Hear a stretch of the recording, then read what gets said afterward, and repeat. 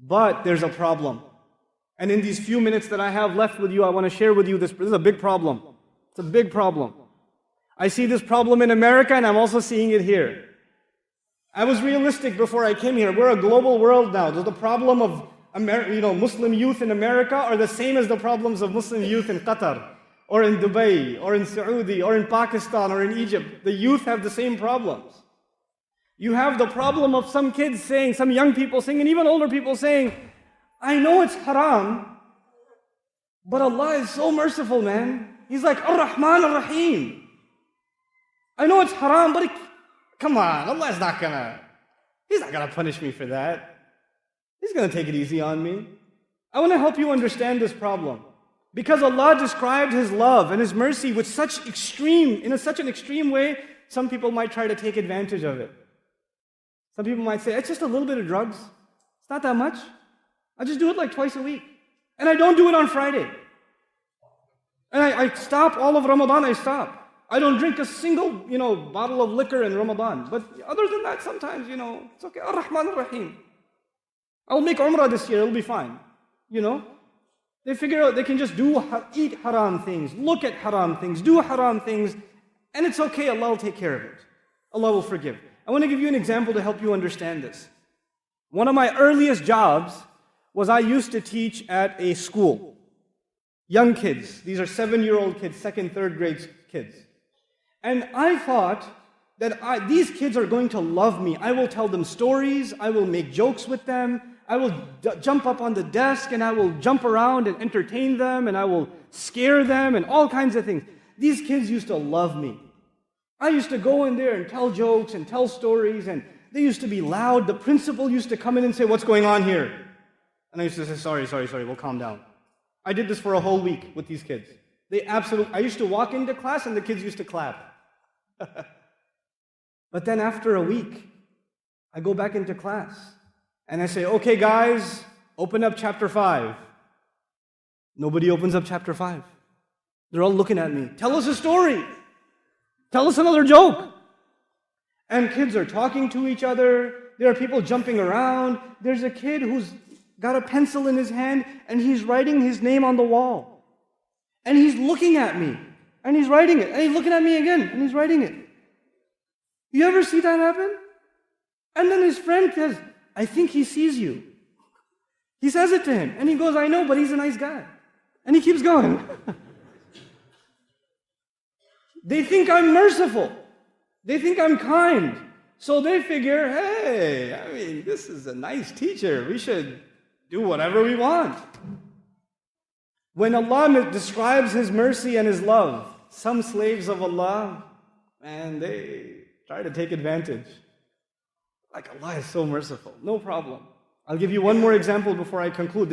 I haven't introduced Allah to you yet. Alhamdulillahi Rabbil Alameen Ar-Rahman Ar-Rahim is 2 ayat. There are 3 ayat that introduce us to Allah. But before I get to the 3rd ayah, I want to give you a simple lesson. Imagine there's a man and he has a slave. So this guy has a slave. And he tells the slave, you can do whatever you want. Here's the field. He owns a field. He said, you can do whatever you want in this field. You can eat whatever you want, go wherever you want. Just don't go on the other side. There's a line. He drew a line with chalk. Not even a fence. It's just chalk. Just don't go on the other side. So the slave is happy. He can do whatever he wants. And one day the slave is close to the border. And he falls. And he falls on the wrong side. And he immediately looks at the master staring at him. And he says, sorry. It was a mistake. And the master doesn't say anything. No problem. He doesn't say anything.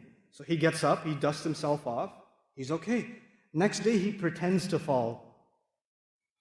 And then says, sorry. The master doesn't even get up, doesn't even look angry.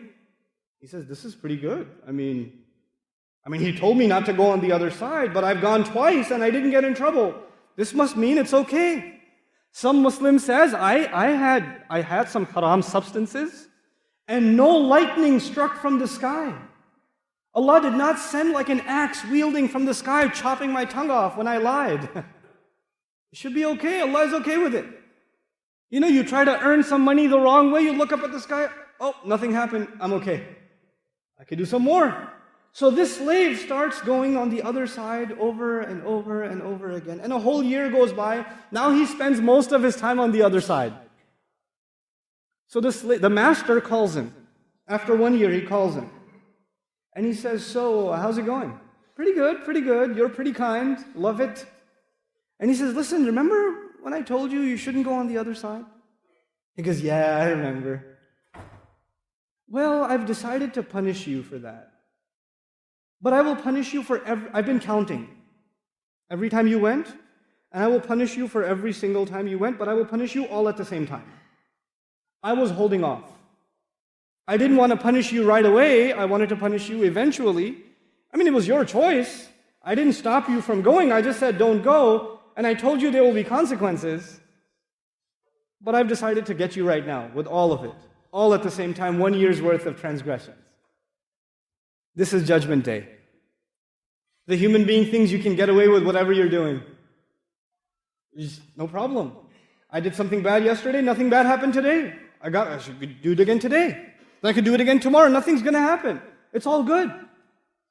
But Allah Azza wa Jal says, He puts the picture, He balances the picture, He says, Maliki yawmiddin. He's the master of, He's the owner of the day on which perfect judgment will be executed. Everybody will get exactly what they deserve. He's the master of that day too. So as I leave you in this khutbah, I want to share with you that Allah balanced two things. On the one hand, He is extremely loving, extremely merciful. And on the other hand, if you take advantage of His love and His mercy, then He will judge you too. On Judgment Day, there are only two kinds of people. People who get judgment, who get accounted, who get audited, then their records are checked, and the people who Allah doesn't check their records, He just lets them go. I want another story before I let you go. Soon after 9/11 in America, there was a lot of security at the airports. And of course, they gave Muslims special treatment when they travel. Right? So we had take your shoes off and go through extra security and pat downs and all of it. It's not like that anymore. The first couple of years were pretty bad. So one time I was traveling and nobody gave me extra security. I traveled like a regular person. I went through the metal detector and they did not say, sir, step on the side, let's give you an extra special treatment because you're a Muslim. Nothing. So I was surprised. I looked at the security guard and I said, I don't get it. But immediately the ayah came in my mind, hisaban yasira. Allah Azza wa Jal describes on Judgment Day, there will be people who will have their book in their right hand. فَسَوْفَ يُحَاسَبُ حِسَابًا يَسِيرًا فَأَمَّا مَنْ أُوتِيَ كِتَابَهُ بِيَمِينِهِ فَسَوْفَ يُحَاسَبُ حِسَابًا يَسِيرًا. The guy who gets the book handed to him in his right hand, he will be given an easy audit. You don't have to open your book and show the angels. By the way, on page 35, I have a Hajj. Please make sure you check that one. I think I caught Laylatul Qadr this Ramadan. If you make sure I get that. The angel says, Gali koi nahi. Jao. Just go. It's okay. No big deal. They're not checked. But if you get stopped by security on Judgment Day, and they say, let's see your book, and they open the page, and you even get asked one question, Judgment Day is bad for you. It's bad for you. إِنَّهُ مَنْ سُئِلَ يَوْمَ الْقِيَامَةِ فَقَدْ هَلَكَ. The one who gets asked even one question on Judgment Day is done, is destroyed. On Judgment Day, either we will be people under the shade of Ar-Rahman Ar-Rahim, or we will be people under the justice of Maliki Yawmiddin. We want Allah Azza wa Jal not to judge us. We want Him to show us His mercy, so we don't take advantage of it. We keep it balanced. This is the essence of who Allah Azza wa Jal is to us. Don't think that you're forgiven just because you do some good deeds. Don't think like that. And don't think Allah will not forgive you. If you've made mistakes all of your life, and you made mistakes even before you came to Salat today, if you did that, don't think that you're going to hell. You're not. Who says you're going to hell? You're still alive. The opportunity for tawbah is still there. Allah is still letting air into your lungs. He's still letting you breathe, which means He still wants you to come to Him. If He wanted you to be done, you wouldn't be alive right now. Everybody who's alive is because Allah wants them to make tawbah. That's a mercy of Allah to them. So you don't ever think it's too late for me, or I've done too many bad things. Allah will not forgive me. You're not bigger than the mercy of Allah. You're not bigger than the forgiveness of Allah. And at the same time, don't you ever think, and I should never think, that I will only do a few bad things, it's no big deal though. I read a lot of Quran, I'm okay. I make salat in the masjid, I'm okay. I have some bad habits, they're hard to let go of, but it's okay, Allah will forgive those. Nuh-uh. There are some people who only have one sin, and they keep doing it over and over again. It's one problem they have, and they don't let it go. Allah Azza wa Jal describes this in the Quran. بَلَا مَنْ كَسَبَ سَيِّئَةً وَأَحَاطَتْ بِهِ خَطِيئَتُهُ فَأُولَٰئِكَ أَصْحَابُ النَّارِ.